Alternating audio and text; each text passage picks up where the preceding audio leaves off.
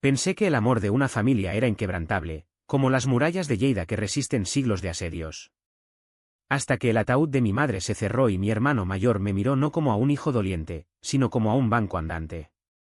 Francisco, ¿cuánto nos das para el entierro?, susurró, y en ese instante, el sol de Aragón se volvió plomo en mi pecho. Mi mano tembló al firmar el cheque, pero no por el dolor de perderla a ella, sino por la rabia que me ahogaba. ¿Cuántas veces más iba a ser el salvavidas invisible de esta farsa que llamábamos sangre? Y entonces, entre la multitud de condolencias falsas, apareció Alberto, mi esposo, tomándome la mano con una firmeza que gritaba, «Ya basta». El sol de Lleida caía a plomo sobre el cementerio de Cappont, ese rincón olvidado donde las lápidas se erguían como dientes amarillentos en una boca desdentada. Yo, Francisco, de 34 años, estaba de pie junto al agujero abierto en la tierra roja, con el traje negro que me apretaba como una soga al cuello. Mi madre yacía allí dentro, envuelta en un sudario blanco que olía a jazmín marchito, su rostro sereno por primera vez en años. Había muerto de un cáncer que devoró sus pulmones como un lobo hambriento, y en sus últimos meses, yo había sido el único que la visitaba, el que pagaba las quimioterapias que la mantenían respirando un poco más. Pero mi familia no estaba allí por ella. Mi hermano mayor, Javier, un tipo fornido de 40 con la piel curtida por el sol de las viñas que ni siquiera regentaba, se acercó primero.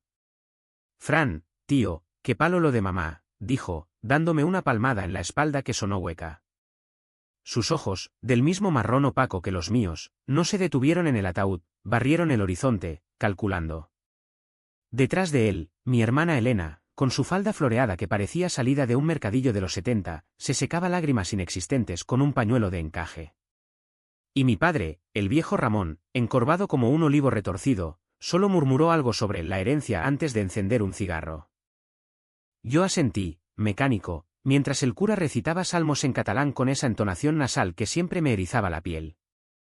Pensé en cómo había empezado todo, en la masía familiar en las afueras de Lleida, donde crecí oliendo a tierra húmeda y a vino agrio. Mi madre, Carmen, era la que tejía los sueños, me contaba historias de Barcelona, de luces y libertades que nunca pisamos. «Algún día, mi niño, volarás de aquí», me decía mientras me peinaba con los dedos, sus uñas rotas por el trabajo en la cooperativa de frutas. Pero el cáncer la había silenciado, y en su ausencia, el vacío se llenó de codicia. Después del responso, nos reunimos en el bar de la esquina, un tugurio con mesas de formica rallada y olor a fritanga rancia. Javier pidió rondas para todos, y yo pagué, como siempre. «Eres el que más gana, Fran», dijo Elena, sorbiendo su vermú con labios pintados de rojo chillón. «Con ese curro en la consultoría de Barcelona, no te duele soltar unos euros». Mi padre gruñó en aprobación, exhalando humo hacia el techo manchado. Yo sonreí, esa sonrisa tensa que había perfeccionado en años de cenas familiares donde yo era el bicho raro, el hijo gay que no salía del armario, el que enviaba cheques mensuales para tapar agujeros que ellos mismos abrían con sus deudas de juego y caprichos. «Sí, soy gay». Lo supe a los 15, cuando miré a un compañero del instituto y sentí un nudo en el estómago que no era hambre ni miedo, sino deseo puro, crudo como la sangre. Pero en Lleida, en esa burbuja católica y conservadora donde el Segre serpentea perezoso entre huertos de manzanas, confesar eso era firmar tu propia sentencia. Así que me mudé a Barcelona a los 22, estudié AD en la UB, escalé en una firma de consultoría donde mi cerebro analítico valía más que mi orientación sexual. Y encontré a Alberto, mi ancla en esa marea de luces neón y besos robados en el Raval. Alberto, con su pelo negro revuelto y ojos verdes que brillaban como el Ebro al atardecer. Nos conocimos en una expo de arte en el MACBA, el pintor freelance, yo un trajeado perdido entre lienzos abstractos. «Pareces un banquero en una orgía», me dijo, y reí por primera vez en meses. 2 años después, nos casamos en una ceremonia civil discreta en Sitges, con testigos que eran extraños y un anillo de platino que pesaba como una promesa. Pero a mi familia, les dije que era un compañero de piso. Porque en sus ojos, yo no era Francisco, el hijo, era el cajero automático con PIN familiar. Esa noche, después del bar, Javier me acorraló en el aparcamiento. El aire olía a romero seco y a gasolina. «Mira, Fran, mamá dejó deudas. La casa, los médicos. Necesitamos 20.000 para cuadrar». Sus manos, callosas por fingir que trabajaba la tierra, se posaron en mis hombros. Yo tragué saliva, el nudo en la garganta como un puño. ¿Y el seguro?, pregunté, sabiendo la respuesta. Se lo comió el tratamiento, mintió, porque yo había pagado el doble de lo que costaba. Saqué la chequera del bolsillo interior, garabateé la cifra, y se la tendí. No falles, hermano, dijo, y se fue silbando hacia su furgoneta oxidada.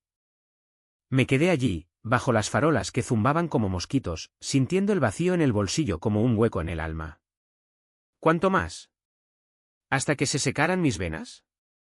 Llamé a Alberto desde el móvil, mi voz un hilo quebrado. Ven, por favor. Necesito que me recuerdes quién soy. Él, desde su estudio en Gracia, solo dijo, estoy en camino. Y por un momento, el peso se aligeró. Pero el funeral no había terminado, solo acababa de empezar. Los días siguientes al entierro se convirtieron en un borrón de papeleo y silencios rotos. Volví a la masía familiar para vaciar el armario de mi madre, ese mueble de roble que crujía como huesos viejos.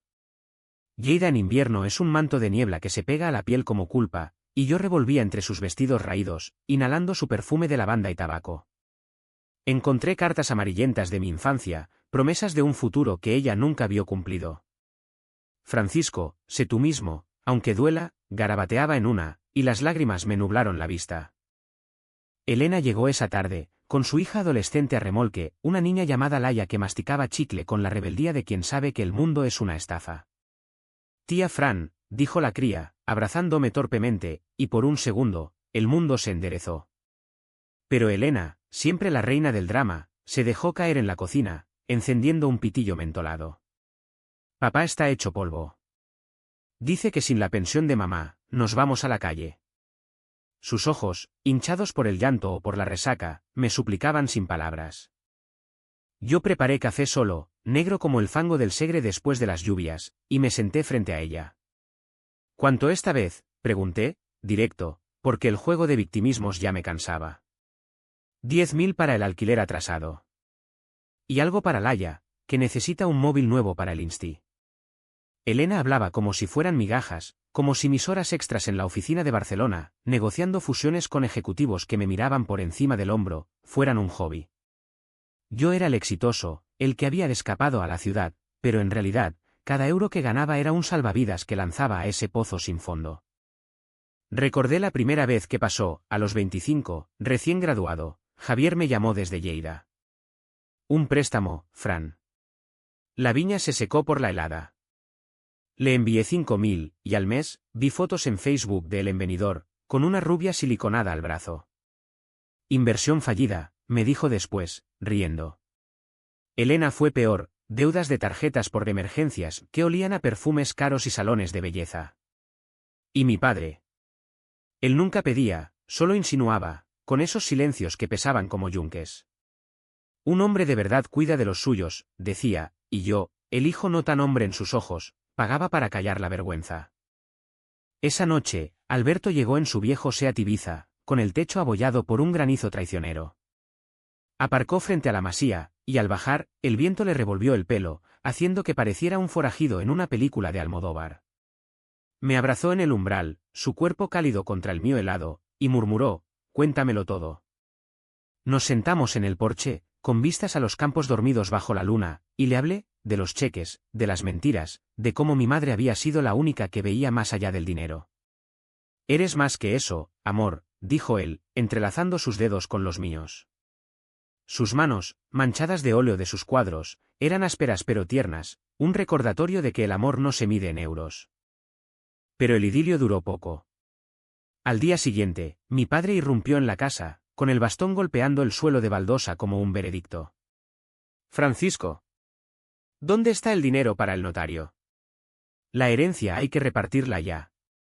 Alberto, que preparaba el desayuno en la cocina, se asomó, y vi el pánico en sus ojos, no sabían de nosotros.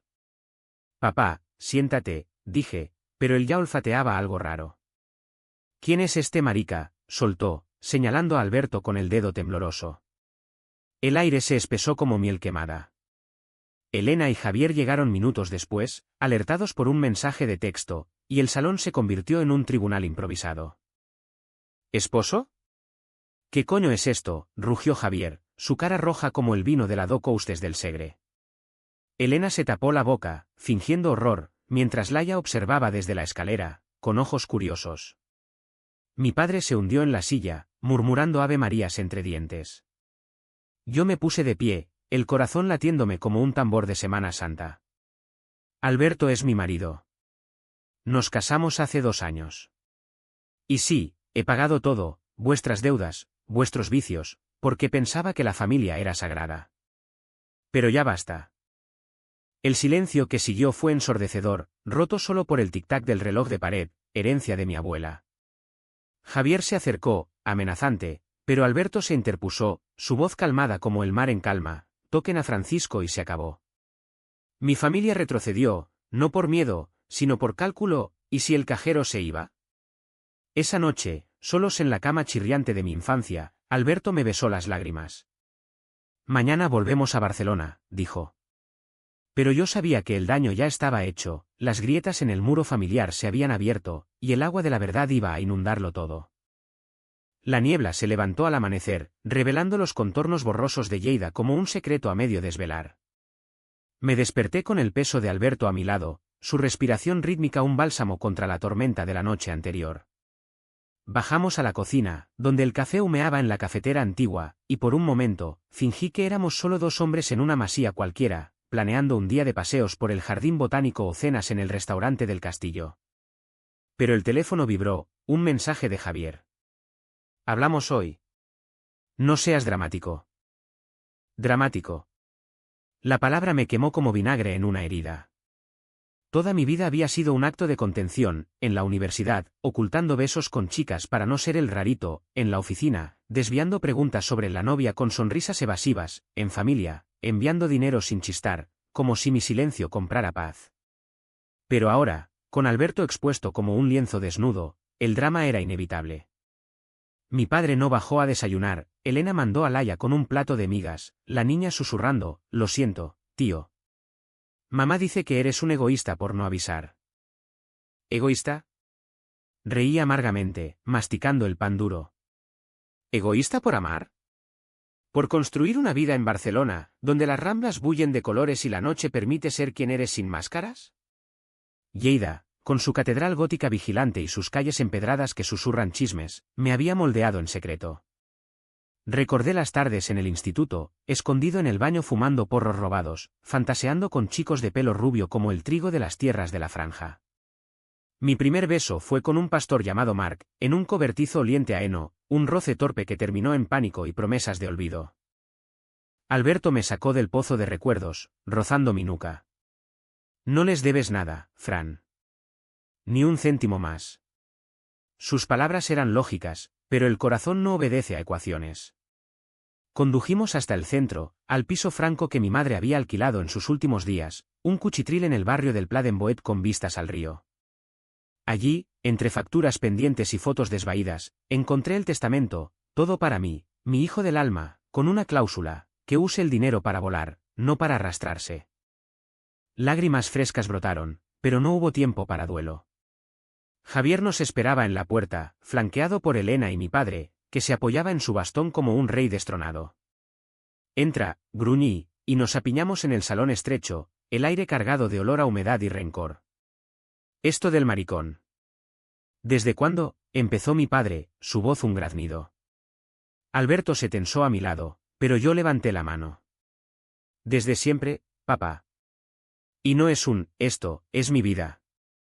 La discusión estalló como una tormenta de verano, Javier acusándome de ocultar perversiones que avergonzaban el apellido, Elena lloriqueando sobre cómo rompería el corazón de mamá si viviera, mi padre invocando a Dios y a la Virgen de Montserrat, como si mi amor fuera un pecado capital. Yo escuchaba, el pecho oprimido, recordando noches en vela pagando sus facturas desde mi móvil, mientras Alberto dormía solo en nuestra cama de gracia. He sido vuestro muleta, exploté al fin. Vuestros viajes a la Costa Brava, los coches tuneados de Javier, las cirugías estéticas de Elena. Todo de mi bolsillo.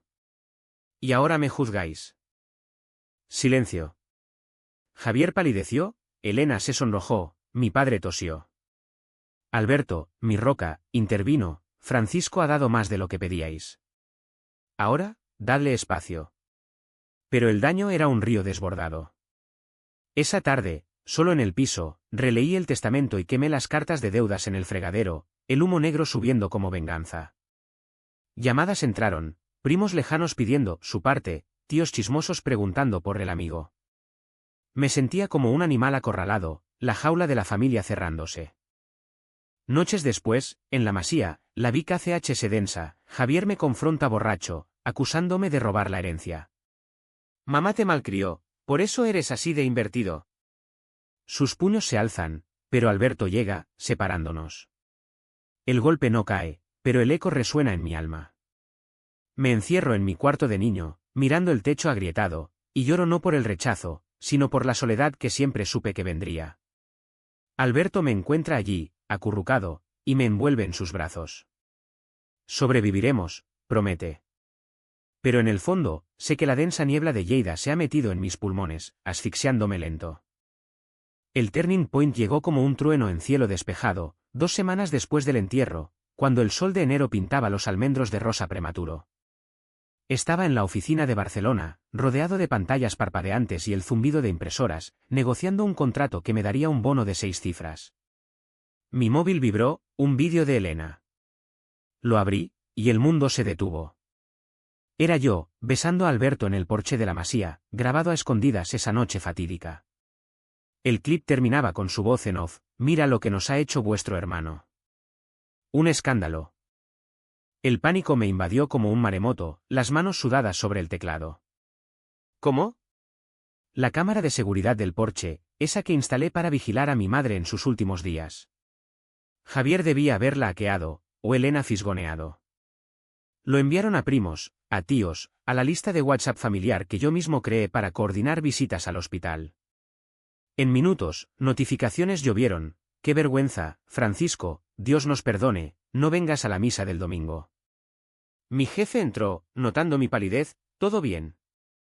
Mentí, pero el nudo en el estómago era una piedra. Conduje de vuelta a Lleida esa misma tarde, el ave un borrón de campos helados. Alberto me esperaba en la Masía, su rostro una máscara de furia contenida. Lo vi en redes. Tu primo lo subió a Facebook. El escándalo se extendía como reguero de pólvora, en el grupo de la cooperativa, en el bar del pueblo, incluso un artículo en el diario de Lleida titulado Hijo pródigo regresa con secreto, escándalo en familia tradicional. Fotos mías de infancia manipuladas, comentarios venenosos: pobre Carmen, criar a un degenerado. Llegué al atardecer, el cielo sangrando naranja sobre el Segre. Mi familia me esperaba en el salón, no como verdugos, sino como víctimas ensayadas. Mi padre en su sillón, Biblia en mano, Javier paseando como león enjaulado, Elena con pañuelo, Laia ausente por vergüenza escolar. Has destruido el nombre de la familia, escupió mi padre, su voz quebrada por la edad o el arrepentimiento fingido. Por un capricho de invertido.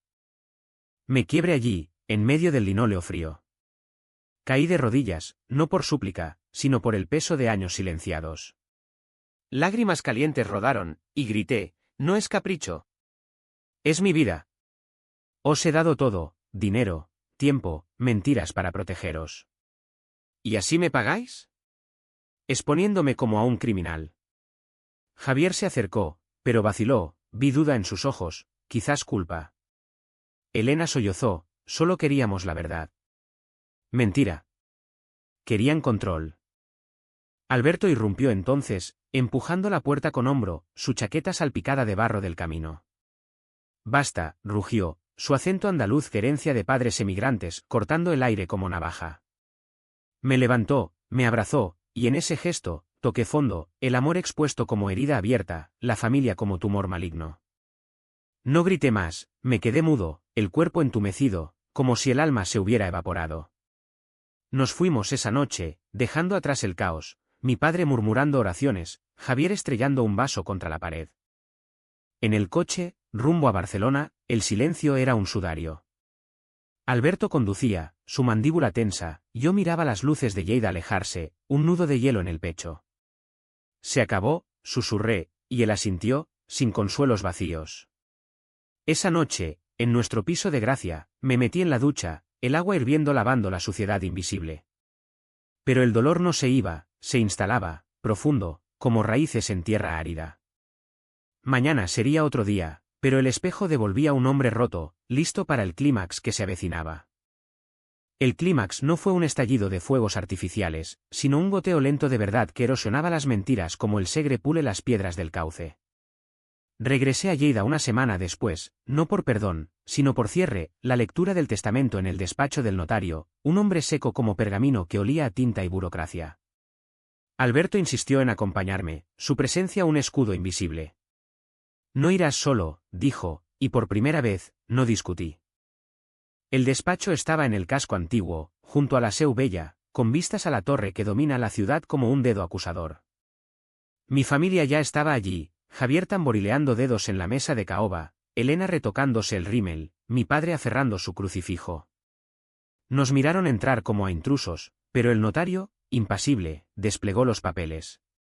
Carmen dejó todo a Francisco, la masía, las tierras, una cuenta con 30.000 euros. Silencio sepulcral. Javier se irguió, imposible. Somos herederos legítimos. El notario alzó una ceja. Ella lo especificó, por servicios prestados al hijo, no al resto. Servicios. Mi pecho se hinchó, eran mis cheques, mis visitas, mis silencios. Elena gimoteó, mamá no podía. Pero yo me levanté, la voz firme por primera vez en años. Podía, y lo hizo. Porque vio lo que vosotros no, que no soy un cajero, soy su hijo. Y he pagado suficiente. Javier saltó, nos debes. Sin ti, hubiéramos sido pobres. La rabia brotó, pura, como vino prensado. Os he mantenido en vuestros vicios. Tus juergas en Andorra, Elena, tus novios que chupan hasta la última gota. Papá, tus apuestas en el casino de la frontera. Mamá me lo contó todo en sus cartas. Saqué el fajo de papeles del bolsillo y copias que había guardado como munición, y los tiré sobre la mesa. Recibos, extractos, pruebas de mi generosidad tóxica. Mi padre se derrumbó, lágrimas surcando surcos en su rostro arrugado. Hijo. Perdóname. Pero sus palabras eran ceniza, demasiado tarde. Alberto tomó mi mano, y salí de allí sin mirar atrás, el eco de sus súplicas rebotando en las escaleras de piedra. Afuera, el viento del Mistral azotaba las banderas catalanas, y respiré hondo, el aire fresco como redención. El corte fue quirúrgico, cambié el número de teléfono, bloqueé cuentas bancarias compartidas, vendí mi parte de la viña a un vecino por un precio irrisorio. Javier intentó demandarme por abandono familiar, pero el abogado rió, la sangre no obliga a la ruina. Elena mandó mensajes, piensa en Laia, pero la niña misma me escribió, tío, sé valiente. Yo te quiero de todos modos. Esos la guardé, el resto, borré. En Barcelona, el clímax se asentó en lo cotidiano, cenas con amigos de Alberto, pintores y activistas que me miraban sin juicio, noches en que hablábamos de adoptar, de un futuro sin sombras. Pero el dolor persistía, un eco sordo. Una noche, en el balcón con vistas a la Sagrada Familia, esa torre espiral que Gaudí dejó inconclusa, como mis lazos familiares, le confesé a Alberto, les dije no por primera vez. Y duele como si me arrancaran la piel. Él me besó, lento, profundo, es el precio de ser libre. No fue ruidoso, fue un susurro en el viento, un portazo suave en la puerta de la masía que ya no era mía. Mi familia pagaba, Javier perdió el trabajo por escándalos locales, Elena vendió joyas para tapar deudas, mi padre se mudó a un piso de ancianos subvencionado. No regocijo, solo justicia poética. Yo, por fin, vivía, caminatas por el Parc de la Ciutadella, besos públicos en el metro, un armario abierto que dejaba entrar luz. La curación no llega en oleadas, gotea, lenta, como la lluvia de primavera que ablanda la tierra dura de Aragón. Meses después, Lleida se convirtió en un recuerdo empañado, visitado solo en sueños donde mi madre sonreía desde su tumba, diciendo, vuela, mi niño. Alberto y yo nos mudamos a un ático en el Eixample, con balcones que daban a calles vivas de terrazas y risas. Él vendió una serie de cuadros sobre sombras familiares, inspirados en mi historia, y el dinero nos dio alas, un viaje a Madrid, donde bailamos en Chueca hasta el alba, cuerpos entrelazados sin miedo. Pero el precio se cobraba en noches de insomnio, cuando el fantasma de Javier llamaba desde un número desconocido, su voz rota, Fran, lo siento. Papá está mal. Colgué, el corazón un puño apretado. Mi padre murió ese invierno, de un infarto silencioso en su cama de hospital. No fui al funeral, envié flores anónimas, jazmines como los de mi madre. Elena me escribió, te odia hasta el final, pero Laia vino a Barcelona, sola, en tren. 16 años, con piercing en la nariz y ojos que veían más allá del prejuicio. Quiero ser como tú, tío, libre, dijo, y lloramos en un café del Born, sorbiendo chocolate caliente. La familia se deshizo como un tapiz viejo, Javier emigró a Francia, cortando lazos, Elena se divorció, viviendo de trabajos precarios que antes yo pagaba. No triunfo mío, sino consecuencia de su avaricia. Yo, en cambio, florecí en lo pequeño, promociones en el trabajo donde mi jefe, al saber mi historia, me confió un proyecto LGBT en la firma, cenas con Alberto donde hablábamos de hijos, de un vientre de alquiler en Valencia. El amor se solidificó, no en grandes gestos, sino en mañanas de café compartido, en sus dedos borrando mis cicatrices invisibles. Un domingo de Pascua, volví a Lleida por capricho, solo para ver el Segre fluir indiferente. Aparqué cerca del cementerio, caminé entre lápidas donde el sol jugaba con las sombras. Me arrodillé ante la de mi madre, el mármol cálido bajo las palmas. Lo hice, mamá. Volé. El viento trajo un susurro de hojas, y por un instante, la sentí allí, su mano en mi hombro. Ahora, en Barcelona, la vida es un lienzo a medio pintar, impredecible, pero mío. Alberto pinta al lado de la ventana, yo reviso balances en la mesa del comedor. A veces, dudo, ¿fue cruel cortarlos? ¿La sangre no perdona? Pero entonces, él me mira, ojos verdes como esperanza, y sé la respuesta. No hay familia sin respeto, solo ecos vacíos. ¿Y tú, lector, qué harías? ¿Perdonarías el vacío por lazos de sangre, o elegirías el fuego de la verdad? En Lleida, el río sigue su curso, indiferente. Yo, al fin, fluyo con él.